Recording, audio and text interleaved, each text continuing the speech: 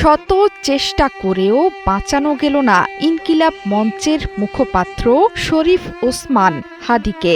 Singapore general হাসপাতালে চিকিৎসাধীন অবস্থায় শেষ নিঃশ্বাস ত্যাগ করেন হাদি। তার মৃত্যুতে দেশ জুড়ে নেমেছে শোকের ছায়া। বাংলাদেশের গণমাধ্যমের পাশাপাশি এই নেতার মৃত্যুর খবর ফলাও করে প্রকাশ করেছে আন্তর্জাতিক গণমাধ্যমগুলো।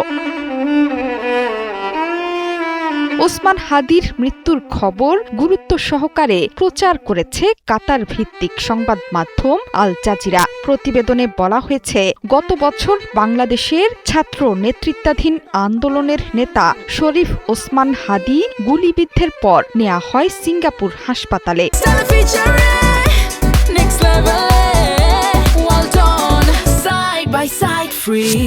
সেখানে তিনি মারা গেছেন। সিঙ্গাপুরের পররাষ্ট্র মন্ত্রণালয়ের বিবৃতির বরাত দিয়ে গণমাধ্যমটি বলছে, চিকিৎসকদের সর্বোত্তম চেষ্টা সত্ত্বেও বাঁচানো যায়নি হাদিকে।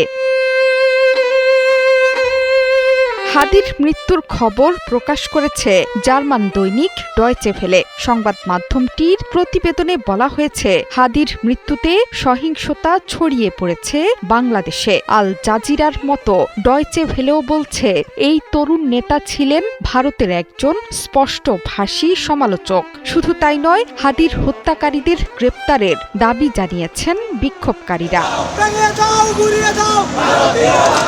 ইনকিলাব মঞ্চের মুখপাত্র ওসমান হাদির মৃত্যুর খবর প্রকাশ করেছে ব্রিটিশ গণমাধ্যম বিবিসি। গণমাধ্যমটি বলছে, শেখ হাসিনাকে ক্ষমতাচ্যুতকারী যুব আন্দোলনের একজন বিশিষ্ট নেতা শরীফ ওসমান হাদির মৃত্যুর পর বাংলাদেশে বিক্ষোভ ছড়িয়ে পড়েছে। একই খবর গুরুত্ব দিয়ে প্রচার করেছে আরেক ব্রিটিশ গণমাধ্যম দ্য গার্ডিয়ান, ব্রিটিশ বার্তা সংস্থা রয়টার্স, মার্কিন গণমাধ্যম CNN। হাদির মৃত্যুর খবর প্রচার করেছে পাকিস্তানি গণমাধ্যম ডন, জিও নিউজ থেকে শুরু করে ভারতীয় গণমাধ্যম NDTV। আপনি এই যে জুলাই করতে পারলেন, রাজনৈতিক দলগুলো ওখানে গিয়ে জাতীয় নির্বাচনের তফসিল ঘোষণার পরদিন শুক্রবার পুরানা পল্টনে চলন্ত মোটরসাইকেল থেকে রিকশায় থাকা ওসমান হাদিকে গুলি করা হয়। ঢাকা ৮ আসনে স্বতন্ত্র প্রার্থী হিসেবে নির্বাচনের জন্য প্রচারণা চালাচ্ছিলেন হাদি। পরে আশঙ্কাজনক অবস্থায় তাকে নেওয়া হয় ঢাকা মেডিকেলের জরুরি বিভাগে। এরপর নেওয়া হয়েছে এভার কেয়ার হাসপাতালে। সেখান থেকে উন্নত চিকিৎসার জন্য ওসমান হাদিকে নেওয়া হয় সিঙ্গাপুরে। সেখানেই চিকিৎসাধীন অবস্থায় মারা যান ওসমান হাদি।